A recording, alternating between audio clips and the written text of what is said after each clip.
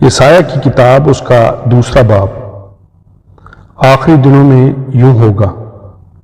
وہ بات جو یسایہ بن آموس نے یہودا اور یروشلم کے حق میں رویا میں دیکھی، آخری دنوں میں یوں ہوگا کہ خداوند کے گھر کا پہاڑ پہاڑوں کی چوٹی پر قائم کیا جائے گا اور ٹیلوں سے بلند ہوگا، اور سب قومیں وہاں پہنچیں گی۔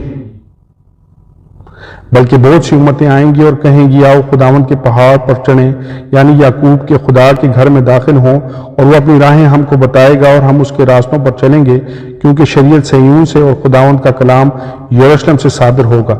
اور وہ قوموں کے درمیان عدالت کرے گا اور بہت سی امتوں کو ڈانٹے گا، اور وہ اپنی تلوار کو توڑ کر پھالیں اور اپنے بھالوں کو ہنسوئے بنا ڈالیں گے، اور قوم پر تلوار نہ چلائے گی، اور وہ پھر کبھی جنگ کرنا نہ سیکھیں گے۔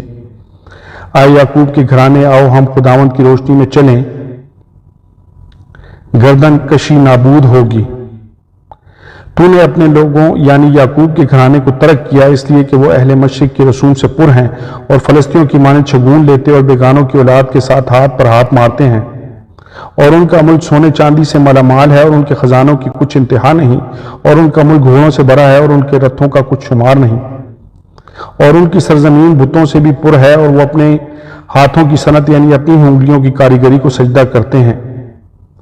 اس سبب سے چھوٹا آدمی پست کیا جاتا ہے اور بڑا آدمی ذلیل ہوتا ہے، اور تو ان کو ہرگز معاف نہ کرے گا۔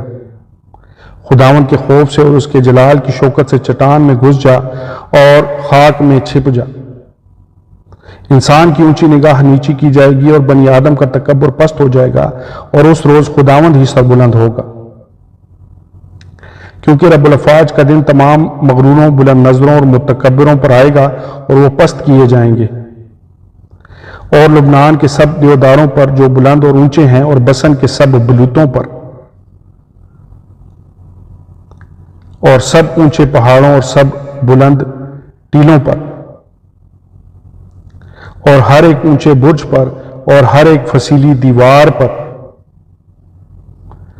اور ترسیس کے سب جہازوں پر، غرض ہر ایک خوشنما منظر پر۔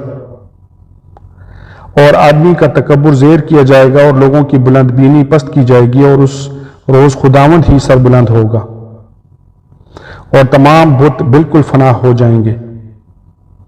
اور جب خداوند اٹھے گا کہ زمین کو شدت سے ہلائے، تو لوگ اس کے ڈر سے اور اس کے جلال کی شوکت سے پہاڑوں کے غاروں اور زمین کے شگافوں میں گھسیں گے۔